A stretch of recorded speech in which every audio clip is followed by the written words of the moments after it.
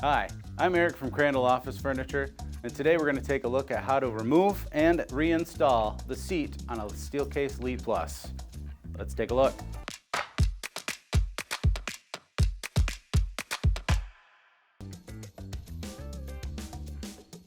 The Leap Plus, the locking mechanism on the Leap Plus that holds it to the chair, this one is metal. It's made out of metal.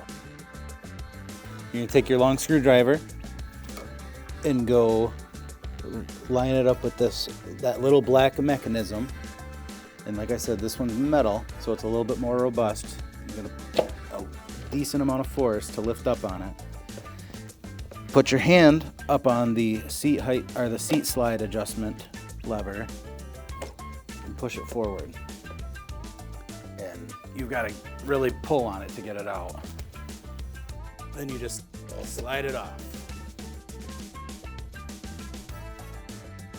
These are the two glides. There's a left and a right. They are directional, so you have to make sure that they're on the right way. They should already be on your chair, but if not, just take note as this is how they go on. You're gonna put the seat on. You line up the plastic slides with the rails on the seat pan, and then push it on.